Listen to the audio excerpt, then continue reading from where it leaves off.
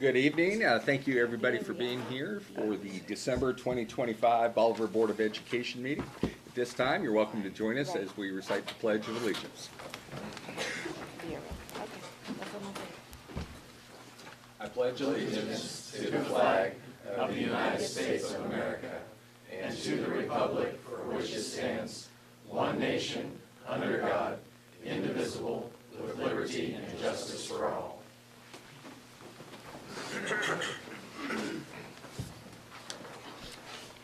Okay, well, welcome everybody. At this time, Mr. Blair, I believe we have some high school folks here to be recognized. Would you be so kind to introduce who we have here?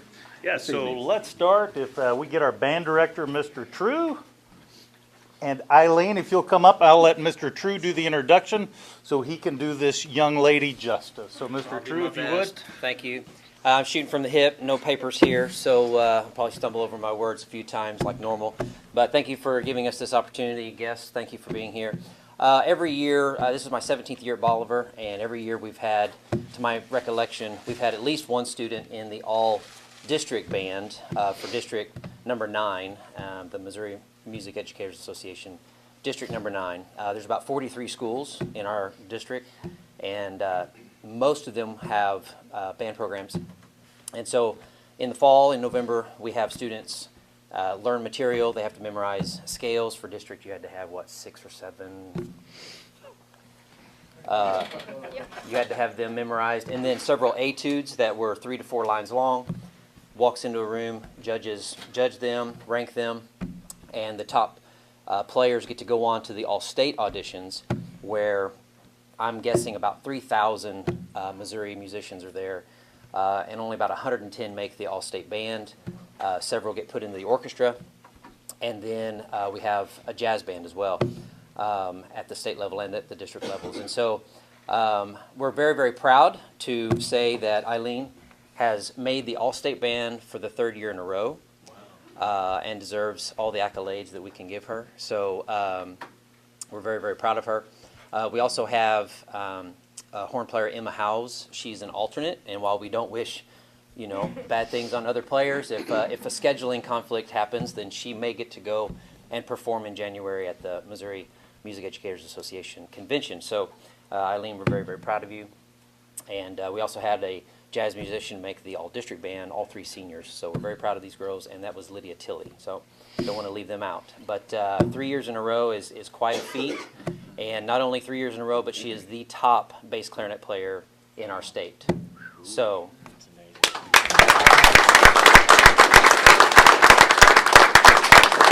that's all I have. I don't know if you had anything for her. That is amazing. Yeah, I kept waiting for the kind of the exclamation point at the end that, oh yeah, she's number 1. She's chair number 1. I got a call. It's funny. They're supposed to fill out an online form that says which preference they would have: all-state band, orchestra. Some kids want to be in the orchestra band, orchestra ensemble. And so they gave me a call. We'd already gotten all the way back to Bolivar, and a friend of mine in the MBA, Missouri Bandmasters Association, he calls me. He says, "Hey, congratulations, you have the top clarinet player, but we don't know exactly which ensemble, which." We filled it out, but I said, I'll find out right now. He said, call me back right now. And so, but it was pretty cool to hear that. I called her, and she told me to shut my mouth. Not the first time. So it was hard to believe, but if you heard her play, then you would believe it. Yeah. So she's a fantastic player. That's so much, years and years, hours and hours of hard work and practice, and it does not happen by accident. Are you possibly thinking about continuing when you move forward? Possibly a music minor. Okay. But yeah. Yeah. Well, congratulations. Thank you. Eileen, what do you attribute? Where does it come from that you had the drive and the desire to put in so many hours over the years? Where did that come from? I don't know. It definitely started in 8th grade when Mr. Young was here, because he's the one that encouraged me to play the bass clarinet. And then freshman year, he also encouraged me to try the all-district band. And after auditioning for the all-district band, I was like, I really want to make it. And so I've just kind of kept progressing over the years. So What a great story. Yeah. I'm hearing she's a little competitive. That's kind of what I'm thinking. If I'm going to do this, I'm going to win it. So, like a lot of other people in this room. That's great. Well, congratulations. Congratulations to you and your family for being here. Thank you. Thank you for being here.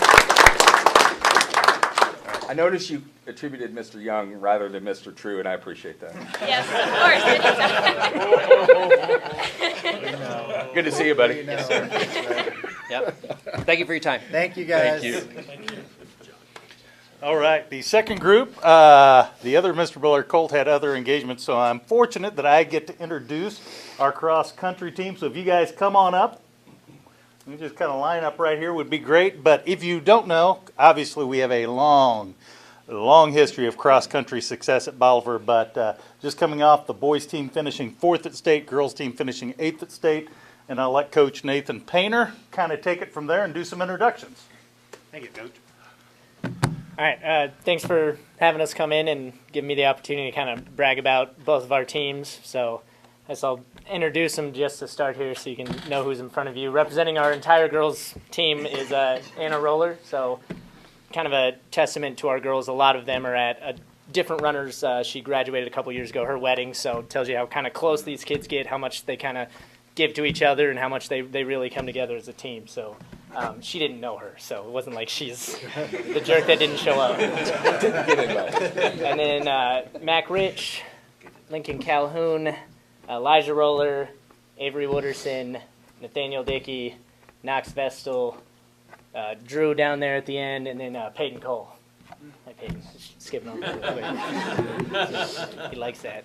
No, I could talk probably all day about both teams and like what they did this season, and kind of like starting from the beginning of summer, just all the work that they put in, and just understanding like what they do outside of just going out and running on the roads and doing workouts, but like holding each other accountable and holding themselves accountable, and the grit and determination and drive that each one of these athletes brings to the team, and watching them lift each other up, motivate each other, find different ways to help the team succeed. So both groups kind of had some adversity at times. The ladies had some top scorers that had some injuries, and other ladies stepped up and they encouraged each other, and just, I mean, it just from SWICA, the very first meet of the year, just continuously got better all year. And same thing with the guys. Like, we just, every single day was a testament to being a team and working for each other. Like, they never once worried about the individual glory that kind of comes with making that state meet. Like Mr. Blair said, both squads got there, and but every meet you could see was all about their teammates, which is something that as a coach is really awesome for me to get to experience, and Ron would agree if he was here too, but he's doing some family stuff tonight. Just to kind of give you some highlights, we went to a lot of big meets this season. We went to Missouri Southern, probably the most competitive meet in the state of Missouri, brings in Oklahoma and Arkansas and all the 4 states area down there. And we had Emma Howes, who was mentioned in the band thing. She medaled there. Landon Young, who wasn't here tonight, he's basketball season right now, so he also medaled there. So 2 really impressive showings from individuals there. Conference, right? The girls ended up conference runner-up, so they got a plaque, brought it home. It's displayed somewhere. I haven't got to go see it yet, but I'm sure it's displayed and looks nice and neat. And the guys ended up being conference champions, which was a really big deal. They absolutely thumped the best team in the state of Missouri, so that was really exciting. I mean, it was, we expected to walk out with second, and they threw down and put it together, and then kind of Knox might have threw down a little bit too hard, got some injuries after that. But so both teams, guys were conference champs, girls conference runner-up. Both teams went to districts. Both teams ended up being runner-up finishes, so we, again, more hardware we got to bring home and display, and both teams qualified for state. Girls had a hard-fought 8th place finish. Emma Howes was all-state. Michaela Young was all-state as well, so 2 all-state finishes to go with a really good showing for the ladies. And then on the guys' side, 2 all-state finishes, Mac Rich and Landon Young, and then the guys finished 4th. So to be able to go and compete on the largest stage, and they brought home a trophy, which was really cool for them and really exciting, and kind of just a testament to how hard these guys had worked all season to continuously show up and put in the work and have good results. So that's all I got to say, unless you got something for them. What an amazing, I mean, just the culture in that program obviously has been fun to watch over the years. And this is a group that, I mean, other sports, what they do for punishment or preparation, it's like, hey, let's just do that only, let's just run. And so that takes a special mentality, a toughness. as well, but that family culture is probably the most impressive thing about this program. So kudos and so proud. You make us proud every time you guys put that Liberator uniform on. Very impressive season, impressive crew. I frequently have a question for the athletes. I may have one, but I actually have one for Coach.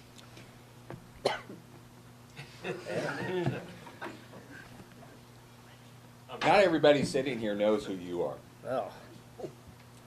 and that might be good. But It is. you were a student of mine. Mm-hmm. Tell people in this room about the cross-country program and Coach Bandy from your perspective. I mean, like a real short, like, Yeah. what did it mean to you? So it was, I mean, every person's going to say what they step into is special, but just being able to step into the cross-country program at Bolivar is incredibly special because everyone's got a role, everyone gets to be a leader, everyone gets to kind of experience something that a lot of people don't ever get, which it's kind of heartbreaking when you think about it. People go through like high school or the rest of their life and they don't get to be surrounded by a family and a group of people that will lift you up and to just pour into you, which is what Ron Bandy does better than anyone else I know. So just, I mean, to have him in your corner, that's someone that's going to fight for you the rest of your life. Like, he is big on us as athletes and then just even more outside of the sport. So, and again, I could go all day long about that guy. Like, Yes, you so. could. Can I say, if it weren't for Ron Bandy, you wouldn't be standing here today. Absolutely not. So he got me involved in this, and then You're a public school teacher. yep, and a coach. because of him and Yes. everything else. Yes, you are. We're very proud of you. Thank you. Athletes, somebody, I don't care who, tell this group what time you guys show up in the summer to train. What time do you guys get up? Most of us get up around 5:30, and we're off at 6 o'clock. Yes, you are. Yes, you are. Wow. Because you guys are about done when I was rolling into start summer school. And our day was beginning, and your training was about over at that time. That's dedication. Yeah. So, Appreciate you guys. yeah, thank you guys. Congratulations. You look a little thin. Yeah. Thank you for coming in, and Merry Christmas. Yeah, thank you. Great job. Thank you, Coach Painter. Appreciate you being here. Oh, I know. We have more commendations, and Ms. Jillian is going to kick us off here, I do believe. So for the high school, we already touched on that, but we can do it again because they deserve it. Eileen Siegfried for earning first chair bass clarinet at All-State Band, and Emma House for earning second chair alternate for French horn. Bolivar Middle School, congratulations to the following athletes in the OMC wrestling tournament. Maggie Hendrickson and Isabel Deason placed second. Mariah Gooding placed third. Maya Villarreal. Yep, Villarreal. Placed fifth. Eli Woods placed first. Hudson Ryan and RJ Lister placed second. Congratulations to 7th grade girls basketball who took third, and 8th grade who took the consolation in the OMC tournament. Our student council led a building-wide fundraiser called Penny Wars to support Toys for Tots. In total, the students raised $251.69, with 6th Blue winning the challenge by collecting the highest amount. We are proud of our students for giving back to others this season. And our 8th grade choir traveled to BPS on Wednesday to spread some holiday cheer by singing Christmas carols for students during lunch. Both our younger students and choir members thoroughly enjoyed the experience. Thank you. And from the Bolivar Intermediate School, thank you to our amazing PTA for partnering with Barges to provide our staff with a wonderful holiday meal. We also want to thank everyone who joined us on December 11th for our STEAM night. Nearly 500 people attended. It was an incredible evening filled with fun and excitement for everyone involved. And we are also grateful for the BMS NJHS members who came over to assist families during the event. Each student conducted themselves with the utmost character. Also, a big thank you to the SVU women's basketball program and SVU athletics for inviting us to the women's game on Thursday, December 18th. From Bolivar Primary, huge thanks to Southwest Dairy Mobile Unit, Sandy Simpson and Ashley Brown for providing a mobile unit lesson on dairy to all our students. Shout out to the SBU Women's Basketball and SBU Athletics for inviting us to the women's game on Thursday, December 18th. And we also want to thank the Bolivar Primary PTA for providing a Christmas lunch from Barge's Pizza for all elementary school employees. Finally, thank you to Dr. Lynn Coffey and Mr. Curtis Banks for providing special entertainment to our Christmas assembly. From Bolivar ECLC, thank you to our amazing PTA for partnering with Barges and providing staff with a wonderful warm holiday meal and sweet home-baked treats. It was a huge success. And thank you again to Lynn Coffey for being our Santa at our edible Christmas tree night with families. We had a great turnout, and everyone loves a good photo opportunity with Santa. Thank you for reading that. Dr. Tennyson, you've upgraded your Santa Claus, and I'm so proud of you.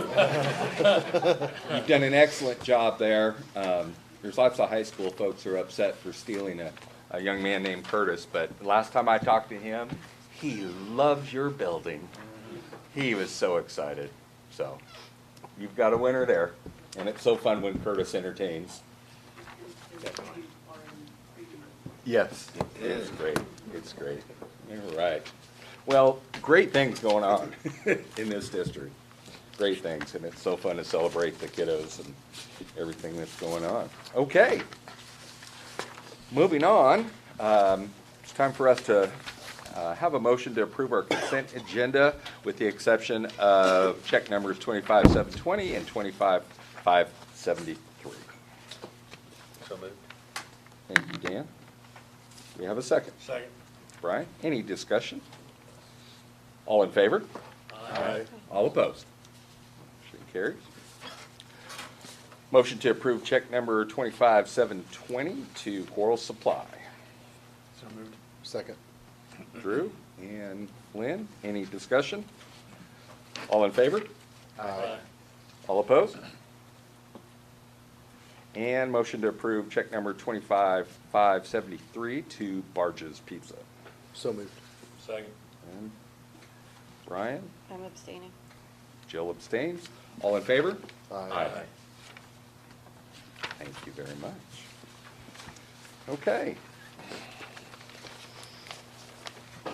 CSIP update. Okay, so as we look at our strategic plan and turn our attention to Bolivar High School, I'm going to ask Mr. Blair, principal, to step forward, and he has an update from BHS and kind of digging into some of the work that our building is doing around professional learning communities and workforce development through BOMO Works. We'll throw it to Mr. Blair. Yeah, so thank you. Before we get too deep into those two subjects, wanted to throw a few numbers at you, similar to what we did last December, kind of update where we're at. So first, that's kind of our 4-year attendance at the high school, something that we have put a lot of time into doing. You can see pretty steadily getting about a 0.5% increase every year, which we like. Last year we actually saw second semester a little better, so we're hopefully get a little bubble this second semester, get close to 95%. And again, that's ADA, so really, really good attendance number for the high school.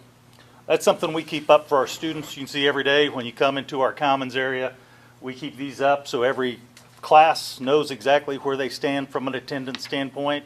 Mr. Gibson's good about getting those updated and making sure students are aware kind of where we're at on attendance at all times. Here's an interesting graph for you. Discipline comparison last year to this year. As you can see, our discipline has grown sizably this year. Any guesses to what's driving that discipline growth? Cell phone. There you go. So I threw that up there because I did find it interesting. We've had, and some board members' parents have asked me, how's the cell phone policy going? We've had roughly 405, 410 discipline cell phone violations. Again, we're talking most of those are first time warnings. Most of these are all minor discipline infractions. But as I talked to my assistant principals, very proud of our teachers for towing the line on that, trying to stay with the state law, something, again, we put a lot of time into. The other little area of growth there with the discipline is last year I know I mentioned that we were moving to Smart Pass, which is our trying to really focus on truancy and keeping kids in class. We've also seen a pretty fair uptick in our truancy, and that's driven by Smart Pass, where we can see where kids are, we can see where they're supposed to be. It's really easy to go down the hallway, you know, for us, pull out our tablets and see when a kid is somewhere they shouldn't be. You know, you should be in class. Why is your Smart Pass? So those two things, if you take those two things out, our discipline's pretty much right where it's at for this time of year. Graduation rates, I threw that up there last year. Again, those have been good. Last 2 years, we've been right at 97.6%. It's early. We look like we'll be at about 98.5% for this graduating class as far as a graduation rate. But again, that has a chance to change before then. Now, the two areas I'd really like to spend some time talking about is one, kind of what we're doing with our PLC process at the high school as far as new things or things that we're really been spending some time on. So our focus, and this is kind of a big overall, has been making the most out of those collaboration meetings that we ask our teachers to have. Much like you, if we're going to do meetings, we want them to be purposeful and useful and something where not only our teachers are getting something out of it, but our kids can see some. So this year we've got a very defined collaboration space for our teachers that, hey, this is where we're meeting, this is when we're meeting. And we put a lot of focus on analyzing Tier 2 and Tier 3 interventions, and then specifically using assessments and data to drive those interventions. Those of you that have kids in the high school know we have a lib time, so we have intervention time set up, and it's really been put a lot of focus on using data from the classrooms to drive who we're selecting for those interventions. And this is, again, one of our big focuses, making sure that as we go through that we are data-driven, that we're basing those intervention placements off data, and that can be assessment data, which our teachers use, or in some cases, which I'll give you an example here of our IXL program we're using, kind of check-in type data to see where students are at. One of the things 2 years ago that we implemented at the high school was using IXL, which exceeds in certain areas. One of those areas is math, second is English. It's something I had previous experience with. It's something that I've had a lot of success with. We implemented that at the high school, like I said, 2 years ago. We saw what I feel like was really good results last year. So we've continued that partnership with IXL and have actually expanded it. So you can see last year we had Algebra 1, Geometry, English 1, and English 2. This year we've expanded that to physical science, biology, and government. As you can see, obviously, we're trying to cover our EOC testing areas, but keep that in those core areas. To give you just a real quick glimpse of why teachers like this, IXL uses our state standards. So as students get online and they practice those state standards, it gives teachers instant feedback. So as you look at that graph, this is a Algebra 1 standard, and it gives that teacher instant feedback, and underneath you'll see all the different skills you need to get up to that standard. And it shows our teachers, okay, these are the skills, the number of students that have mastered. You'll see 160, 161. Those are the number of students that have mastered those skills, students that are still working on the skills, students that haven't quite spent enough time where they don't have mastery of that skill. What our staff is really using, and this is by individual students, obviously we don't have any student names up there, is after they're logged on, it gives those individual skills and let our teachers know where those students are at from a mastery perspective.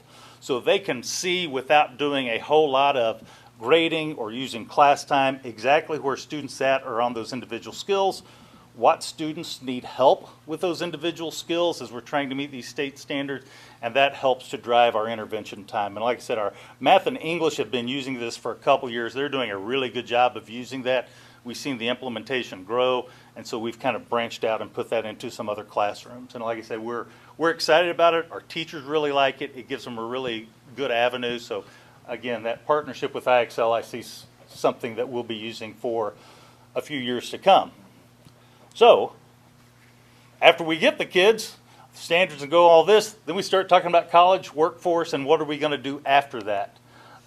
Which is where the next piece of this puzzle comes in. And I know last spring we talked at length about where we want to be with our career pathways and all of that stuff will kind of the end of that career pathway cycle where we like our students to end up is BOMO Works and some of the apprenticeship options that we offer students in those career pathways. So we've got a short video and then we'll talk just a little bit about it for our BOMO Works program. With this, remember, we are working on focusing on our punctuation. So when there's a comma, you give a small pause. When there's an exclamation point, you give it a little more excitement. BOMO Works is our pathways developed for students to get real-world experience in the career that they're interested in going through either an internship or an apprenticeship opportunity. We have 53 total students that we're serving. Students that we're serving also includes alumni. So the Department of Labor requirements for an apprenticeship is not defined by graduation. We've really developed almost an opportunity in every single industry, basically, for students. So we're excited. We've added, I think, 10 from last year industry partners. We have 24 operating industry partners right now. Essentially, they are hired, and then the BOMO Works period allows them time in their schedule to go to work. So they meet those Department of Labor requirements, the on-the-job training hours, the related instruction piece, and then they also get a practical art credit for every block that they have that in their schedule. During the COVID pandemic, we saw firsthand healthcare industry change and the need for the workforce because we did not have it. Of all of the youth apprentices, CNA apprentices in the state of Missouri, Bolivar makes up 45% of those total apprentices, which is really exciting. You get experience at such an early, while you're still in high school, and most kids don't really can't get that opportunity, especially with medicine. So when they get into nursing school, they're like surprised and they just don't really know what's coming, but a lot of people who get their CNA beforehand, I feel like have a lot more experience and it helps them get through the program easier. I think it's good to just get your feet wet and know like if you actually have like a thing for it before you actually get into it. You think you want to be a teacher and you know what you know as a student. You go into college, you go through all the subject matters, and then you get to student teach. And then all of a sudden it's like, I really want to do this, you know. That's why we lose a lot of teachers. I think sometimes they don't know truly what they're getting themselves into. I think teaching is a degree that you definitely need to be in a classroom before you decide and go through a lot of college to figure that out. And so I've gotten to have 2 years of experience, 1 year paid, of being in a classroom. And it's really opened my eyes to what teaching actually is. It just gives you experience in what you want to do. Maybe school isn't your thing, maybe working is. There's so many different paths that BOMO Works allows you to take. I knew I wanted to be a teacher, but you only have the context of what you remember teachers doing in your class. And so going into the classroom, helping the teacher, you know, you realize that it's not just about delivering lessons. You need to, you know, be a good moral compass for them. You need to teach them life lessons. You need to be able to, you know, help them work through stuff emotionally. And knowing all of that and having an idea of how all that works before you commit yourself to it in college is very, very important.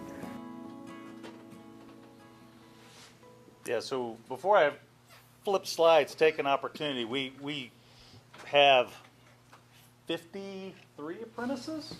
Did I get it right? 53, yeah. 53 apprentices spread out all over, but two of our biggest is obviously healthcare right here, CMH, and right here at Bolivar Schools. And we've got 4 folks with us tonight that are part of the Teaching Pathway program that are in the schools and they're actually here on official class business. But part of their assignment is to come to a school board meeting and see how that operates. Some of those you saw in the video, so I would just like to introduce those 4 students real quick. We got Maverick Hall with us. We got Corey Miles. We got Jaylee Bryan. And then the first person you saw in that video, Alicia Worth back there. So thank you guys for joining us. But they're part of that BOMO Works program and part of the Grow Your Own, and hopefully they choose to continue their path of education and stay right here. A couple of highlights with our BOMO Works program. I'm really, really proud of it. When you have someone as passionate as Betty Glasgow, who started the program, and as passionate as Ashley Clift, now taking the program, as a board you should know the program we have at Bolivar High School really is a model for the state. Ashley can tell you, she gets calls all the time asking to speak all over the state about how we did what we did. And I wish I could take some credit for that, but you know, Betty started that well before I was in place. And then Ashley has just exponentially grown that and blown that up where it's really something to be proud of. Quick overview of the program there, but one thing that was mentioned in the video, even predating the BOMO works, and we talk about our health OC and what a great partner CMH is. Since 1999, Bolivar High School has produced over 500 CNAs that have left high school with their CNA, which is an amazing number. And I don't know if she caught it, but of all the CNA apprentices in the state of Missouri, Bolivar High School is home to 45% of those. And so we are doing things that other schools are trying to emulate as far as workforce and developing our own and really helping our local employers. And like I said, I can't tell you how proud I am of the program, of the students we have working, and then again of Ashley, who does such a great job because of her passion for workforce development and the kids she's working with. So, yeah. So any questions about any of that we talked about tonight? Or if you have a specific question, we've got Ashley. I told Ashley she wouldn't have to speak, but I'm sure if you had a question for her, she would love to answer it. We need more dental assistants. Do I? I'll contact you. I will, and I will tell you just real quick, when we got here, it was trying to find workplace partners. Betty and now Ashley has done such a great job of gatekeeping that. We now have the opposite problem. We have more employers than we can fill because they've done such a great job with the students and have had such great success with that. How many hours a day are they typically working? Oh, that varies a lot. Ashley, do you have an average? I'd say probably. Come on up if you don't care, because you may be able to answer some of these numbers questions better than me. Right. It depends on the apprentice. It depends on the employer and their need. I would say of their schedule, probably the average is 2 blocks. But we have some students that, like seniors, that like only need English, that are there probably 4 hours a day. You know, half their schedule is like they go to Bill Grant and work. So it just really depends, but probably on average, I'd say 2 blocks. Yeah. You're stuck up here now, so we're done. You said one of them said they get paid for it as well. That's part, so for the Department of Labor requirements, it has to be a paid position and there has to be a wage progression. So the position depends on what the employer's needs are, but they know that going in. But yeah, they're all paid. The apprentice positions are paid. Fantastic job. It's great. It's an amazing opportunity, obviously, for our students, but it's also a part of our role as a school district is to meet the needs of our community in terms of providing a great workforce. And so, to the dental assistant, example is one that we're constantly actively engaging with our employers, and Ashley has been just a phenomenal person to sit in that seat and help to continue to grow those relationships as we move forward. Thank you so much. I appreciate you mentioning Betty Glasgow, who really started this, and I was blessed to work with her and blessed to work with Ashley. And Ashley, you've done a great job. So thank you so much for carrying on the mission. And students, I'm so happy that you're able to experience that. I have a daughter who thought she wanted to be a teacher. And she was getting her degree at Missouri State in education and then changed. It wasn't for her, and that's okay. A program like this probably could have caught that earlier. And so thank you for giving kids those opportunities.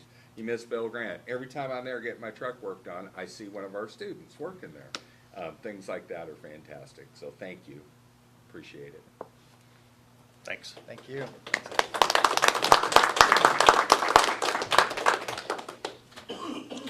Okay, moving on to board governance. Not much to discuss tonight other than we have the board candidacy window is currently open. I believe the 30th, I think. Is that right? Yeah, the 30th is the last day. So any folks interested in running for Board of Education have until the 30th, and they would come right here to central office to inquire about the information they need to receive a packet to consider doing that.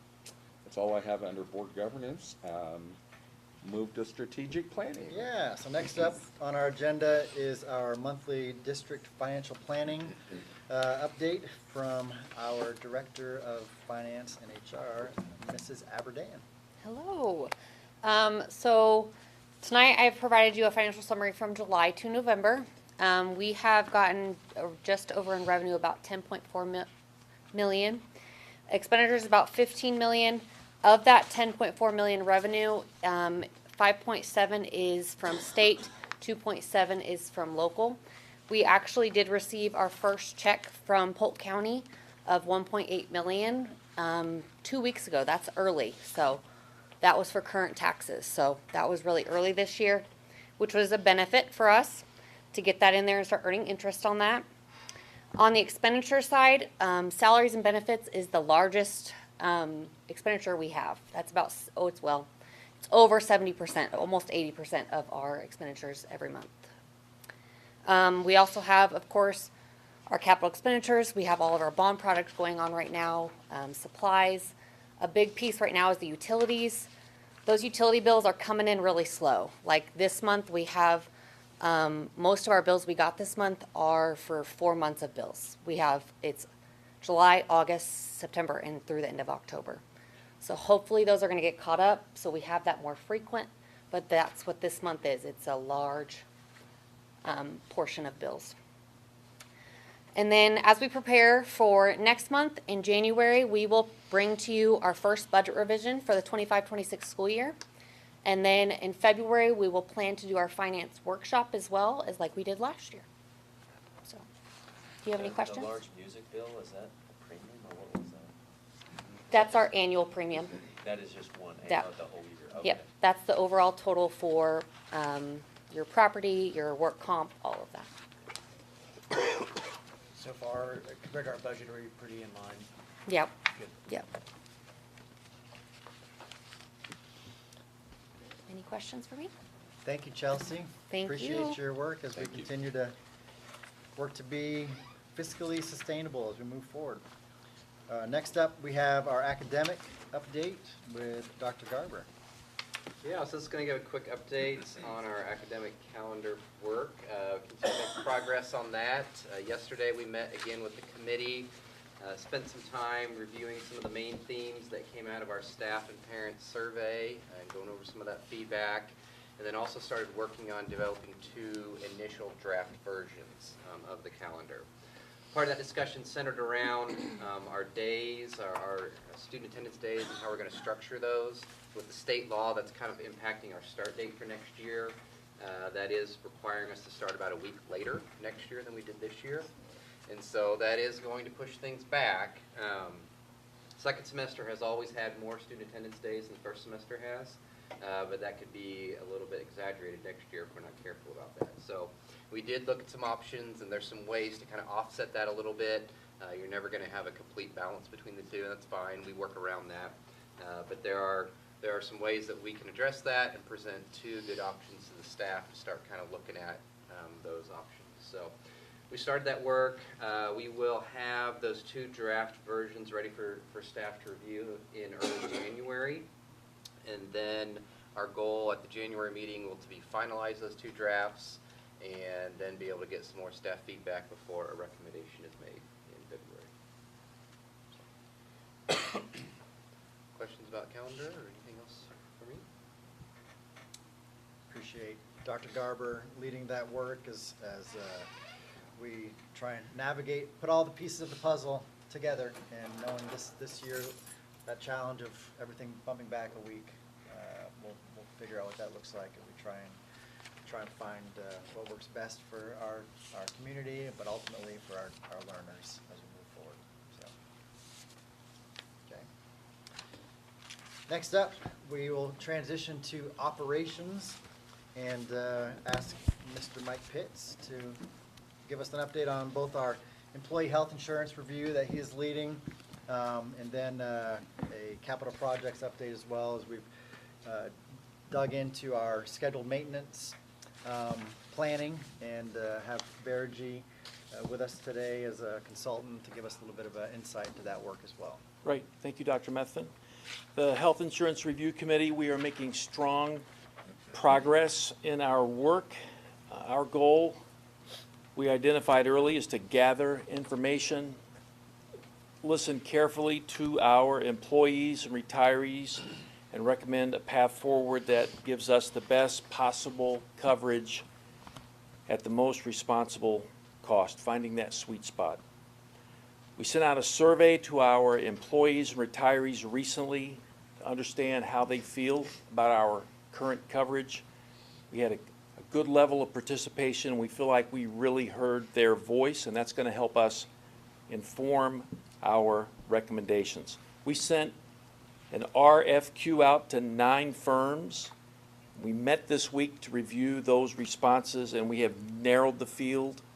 Tonight, I'll be sending the remaining field an RFP, and that's going to request detailed pricing proposals from the remaining candidates. So at this time, President Ron, I would respectfully request a motion to authorize our district to develop and issue the RFP to the remaining candidates for consideration.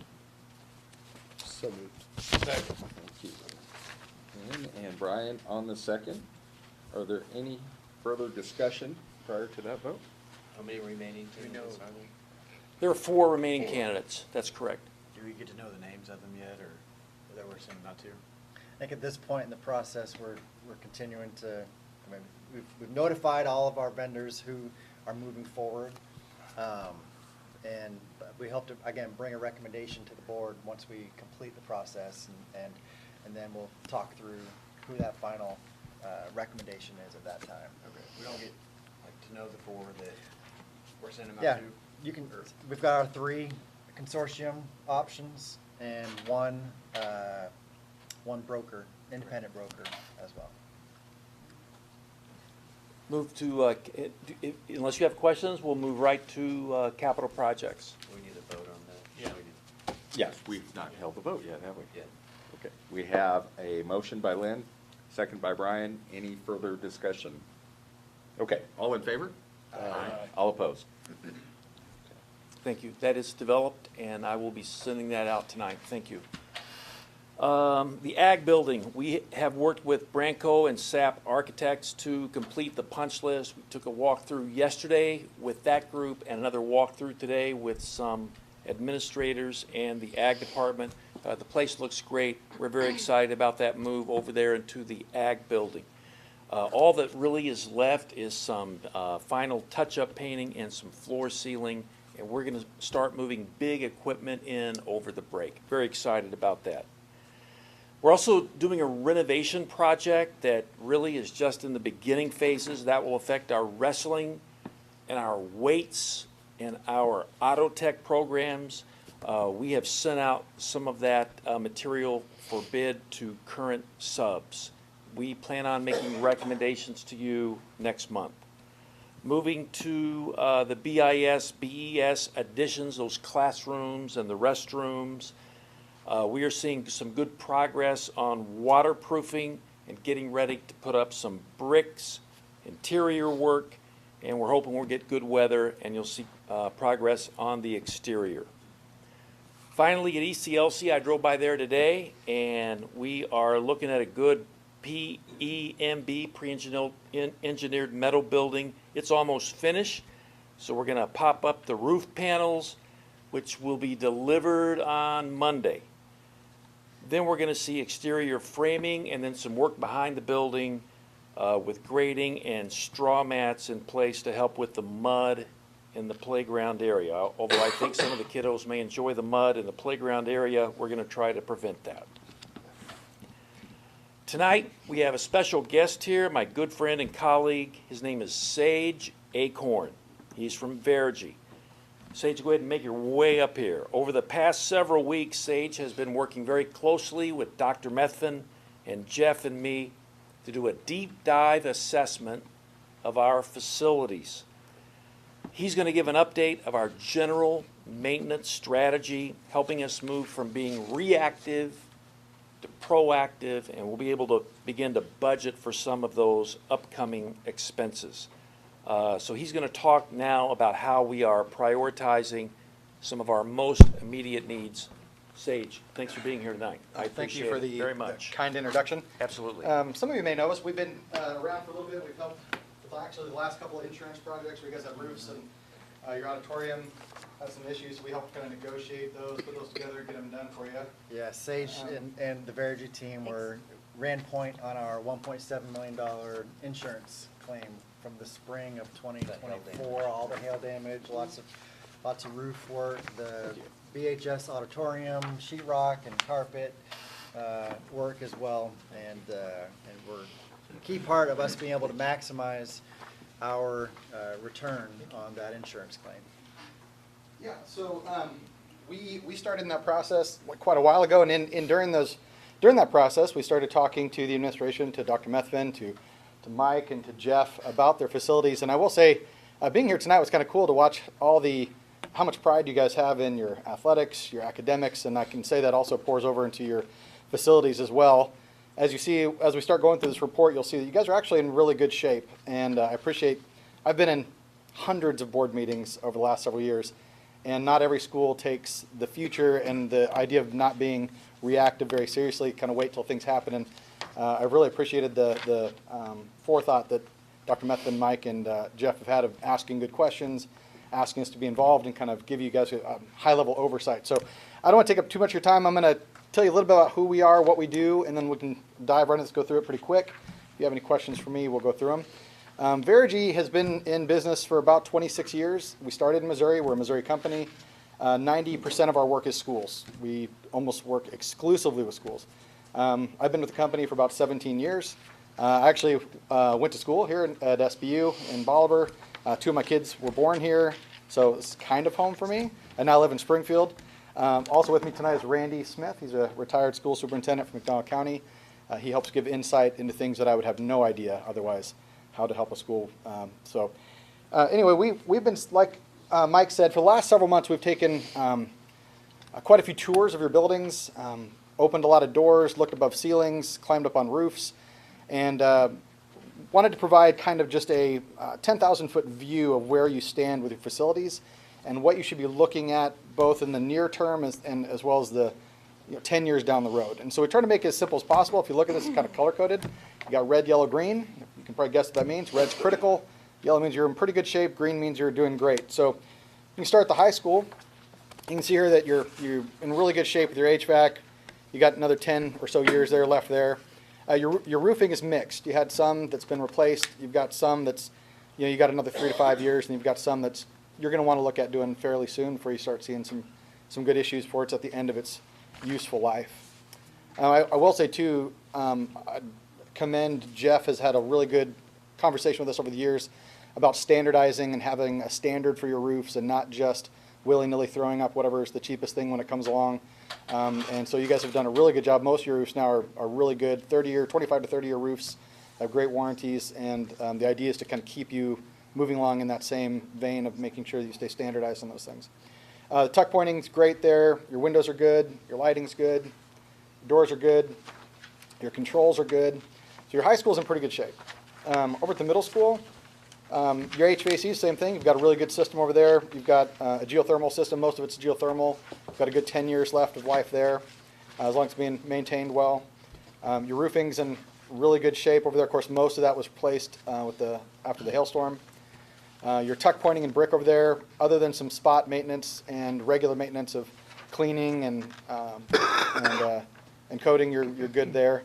Your windows are kind of a mixed bag. You've got some good thermally broken windows, but then you've got a few single pane windows that both for efficiency and for safety probably need to be looked at being replaced in the next few years. Nothing critical, but something definitely to be keeping in mind. Your lighting is okay. It's T8 lighting, so it's outdated. It's not causing any problems other than some inefficiencies with your utility bill, but upgrade that to LED sometime in the near future. You'll see some efficiencies there, but nothing too critical. Your exterior doors are in good shape there. You guys are, I think, in the process or have already started replacing some doors with FRP. Great lifetime doors. Your security, you've got a few issues there, some secure main entrance there. We recommend some monitoring at some of those areas, and we can provide more detailed reports on what that would look like should you guys decide to go down that path at some point. Your control system is good. It's the same one as the high school, but it's one thing to consider, look into there. It's a proprietary system, which just means not anyone can work on it. If you have to have it upgraded at some point, it's usually pretty expensive. So when it does get to the point of needing to be replaced, you might consider a more open source option. Might serve the district well there. At the primary school, same thing. You've got a geothermal system there that's serving the district well. You've got a good 10 years left there if you maintain it well. Your roofing is a mixed bag. You've got most of your sections are pretty good, but you've got a pretty good large section there, section B, which is in pretty critical shape. You need to be looking at addressing that before too long.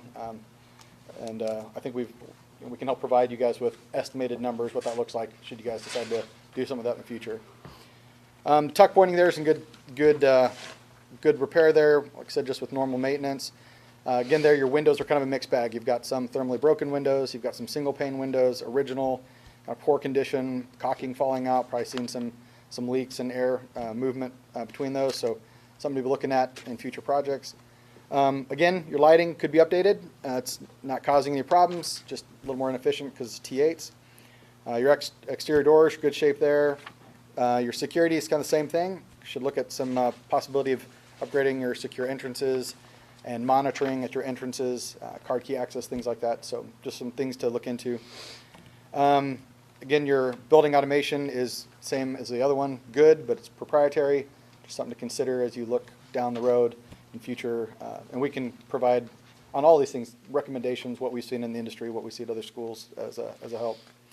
Your interior doors are pretty rough there. They're not fire rated. They're to the original building. So there's at some point you'd want to look at replacing those with up to code, fire code doors on the interior. And then you've got asbestos flooring quite a bit through there, so that's just something to consider. I don't think there's anything life-threatening there, just something to, as you upgrade your flooring and upgrade the flooring and throughout that school, it's something to look at getting taken care of. At your intermediate school, your HVAC, again, you've got a great system there. Your air source heat pumps are in good shape, got another 10 to 15 years in them. You could replace them in the next 5 to 7, especially now that we've started upgrading this year. They're going up again to a different type of refrigerant, and so the refrigerant in those older units are going to become more and more expensive to replace as you have issues there, but they're running good for now. Your roofing is, again, kind of a mixed bag. You've got some really good sections that have been replaced recently, and then you've got Section A there, which is a pretty good sized section that needs to be addressed pretty quickly as far as the end of useful life, as well as pitting and other issues that we saw with it while we were up there. Everything else looks pretty good there. Your tuck pointing, your windows, again, your lighting can be updated, but it's not causing any critical issues. More of a utility savings if you decide to do it. One recommendation we'd give is you do your lighting. If you take care of it all at once, you'll see a pretty significant savings on your utility bills almost immediately, which could help pay for other projects. Your exterior doors are being taken care of. You're good there. Same recommendation on your security and your controls. Again, proprietary system. You might want to look into something there in the future. One of the biggest areas that we saw that needs attention is actually here at the administrative building, which might spark some conversations in the future about use of the building, what you want to accomplish here. As when you walk up to it, there's a lot of window shakers up there, so your HVAC systems are very outdated, very expensive, very inefficient. You have a combination of radiant hot water, split systems, window HVAC systems, and all of them are at the end of their useful life. So at some point, you're going to want to look at updating and upgrading your HVAC over here. The roofing was replaced during that last storm, so you're good there. Your tuck pointing is very critical. Any brick building, especially of this age, if you don't keep up on that, will eventually start causing structural issues and lintel issues above all your windows. You can see a couple pictures that are included there. That's pretty systemic to the building. So I'd highly recommend in a soon future project that you guys address at least the tuck pointing here to kind of keep the building, make sure it doesn't deteriorate. I think right now you're fine, but you'd want to catch it pretty soon. Windows, same thing. You could probably do that the same thing as like your HVAC. Once you're planning on getting rid of the window shakers, good time to replace the windows as well. Right now they're cut into to make room for the window units, but they're all in pretty rough shape, so something to consider. Again, you could use some lighting upgrades, but that's not causing any critical issues. Your exterior doors are kind of a mixed bag. You've got some that are in decent shape, have been replaced, and some that are in not such great shape. So if we turn it back, you can kind of see just a high-level recommendation that we've given. kind of where we see or what are your kind of critical items, your secondary priorities, and then your long-term priorities. And this is, again, I thought I commend your administration here for being forward-thinking and looking at this and kind of coming up with a plan and how to best fit these things into your long-term budget instead of having to worry about, well, shoot, another unit went down, now we're going to have to pay for it, and it's a critical thing because we have to take care of it while kids are here. And so they've done a great job of asking good questions. I know Mike has reached out to me several times asking really good questions about, how do we address this issue, or how do we best take care of this, and not a lot of school districts do that. They kind of just wait till things fall apart. So I think you guys are in really good shape. We really appreciate you guys giving us an opportunity to help with that. These are things we don't charge for. It's just things we do as a help to the district. Hopes that in the future, if you guys decide to do anything, you'd keep an eye on us to be a good partner. So, are there any questions for me? I know I blew through that really quick. I'm trying to be respectful of your time, but any questions on any of that? You sure know that was from prior hail damage on that road? Believe me, when they You might trust me, he tried. He yeah, tried. you had 2 insurance claims. Yeah. One was with a regular broker, and the second one was through music, and we helped with both of them. And that was one of the big things we did was help negotiate, because there was several things that were just missed or overlooked, and we looked for everything and got a lot of it, but not all of it. Well, and added several pieces to the equation that weren't initially included with the insurance company, and the roof projects, but also the auditorium is an example of work that was. The canopies as well. In the prior hail damage, the canopies were included, as well as several other things that were being paid for by insurance. So. Yeah, we love to be helped. We've been serving schools for 26 years, and you guys are doing a great job. I don't think I have anything else to add as far as recommendations, other than just keep doing what you're doing, and we're here to help when you guys need it. So, thank you, Sage. Thank you. Absolutely. Appreciate it.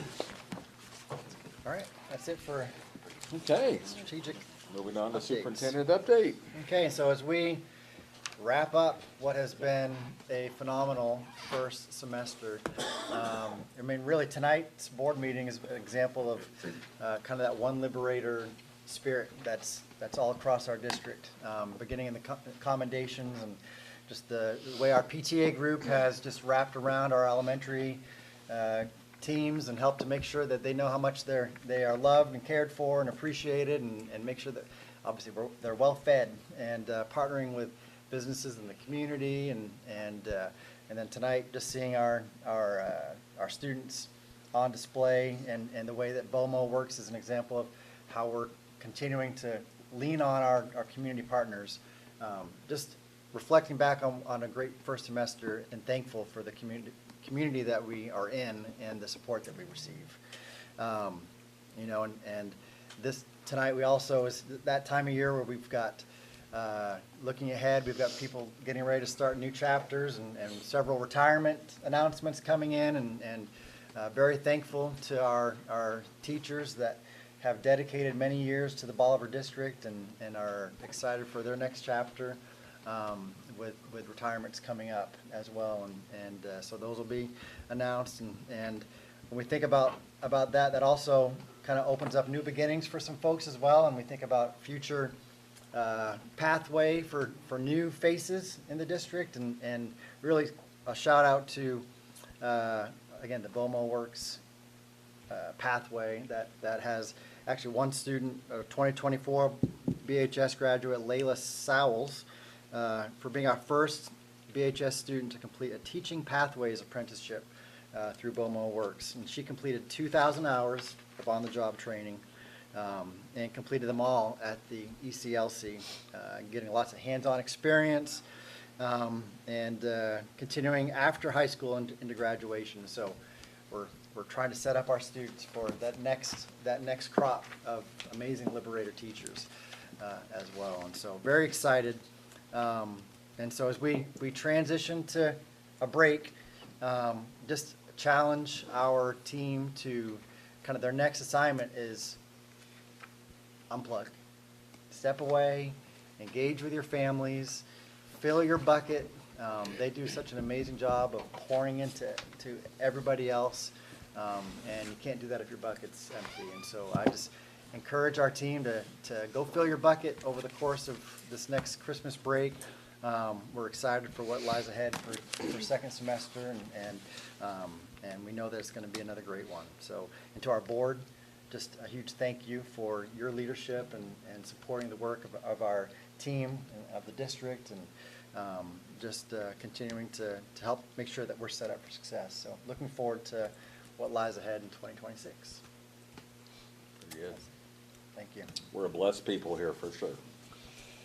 All right, moving on. Last we have is our action items, and we have only one thing here, and that's simply a approval of our local compliance plan.